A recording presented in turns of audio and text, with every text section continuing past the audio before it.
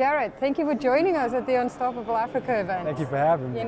Tell me what brought you here today. Well, actually, I have several interests in Africa. So an event like this is a no-brainer for me to come and network and tell a little bit about my experience in Africa as well as what I'm doing on the business end. And you have multiple interests, as you say. Yes. Why don't we start with the sports side, because that's really exciting. So Indeed. you play for the NBA Africa. Yes, I've been playing in the NBA Africa the last 2 years. As you know, the NBA combined with Africa to start the BAL League. It's an amazing league, incredible synergy that we have with the NBA as well, so it's amazing. And how do you see it growing? Where is it going to go from here, and how important is that partnership? For sure, the partnership with the NBA is second to none. I see the league expanding from 8 teams to 16 to 24, and we would just keep going. I think eventually every country in Africa will have a team in the BAL, so it's definitely limitless, I would say. Now I have to ask you this, because I come from a football household. Exactly. Is basketball going to come anywhere near the sort of football interest in the African continent? I think it can. It has the potential to. We have the backing behind us, and of course, everybody loves the NBA, right? So when you have an organization like that that's coming to Africa, it's a no-brainer that it's going to keep expanding. And what about the local talent in Africa? How is the NBA Africa bringing local talent into it? So the local talent in Africa is also second to none, right? But of course, they might not have the technical, skill set that many Americans may have because of the training aspect of it. But at the end of the day, when the NBA came in as a feeder to provide those necessary skill sets and trainers, they have no choice but to continue to improve, And as a sports person, there's always been the criticism that African talent leave. Exactly. And it's like, how do you build that sort of scaffolding within the infrastructure in Africa so that, it becomes viable for people to stay? Do you think that the NBA Africa, and how can they help with that? I think the main reason they can help is by monetizing these athletes, right?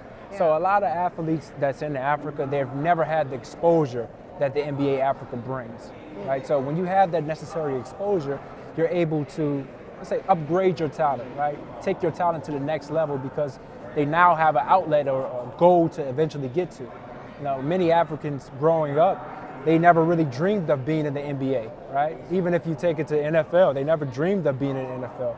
But when you have that platform now in Africa, the dreams can be achievable.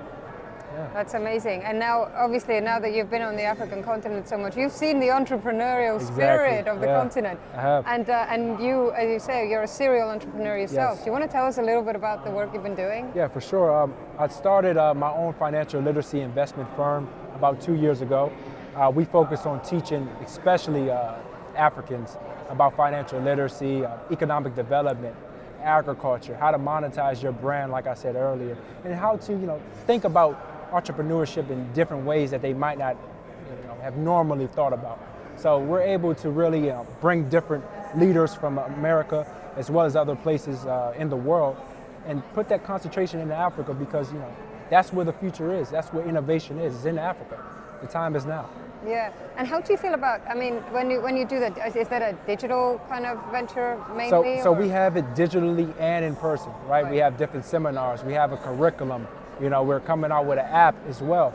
And the whole entire focus is to make this type of literacy the most relatable for people in Africa to actually understand, right? And are you operating pan-Africa, or are you specific markets that you're focusing on? It's pan-Africa, but anybody is welcome because at the end of the day, the world as in itself, we need financial literacy. We need, literacy how to be a perfect entrepreneur. We need all different types of forms and fashions of literacy, whether that's, even the cryptocurrency space, right? That's a target market where I see can be very, very developed, highly and scaled in Africa. Right? As opposed to us in America, we're so big on the stock market and other forms of private equity. What about the people in Africa that might not have access to those properties? Yeah. So we have to have a little bit of novice talk. Okay. And finally, what's going to make Africa truly unstoppable? What's going to make Africa truly unstoppable is us uniting.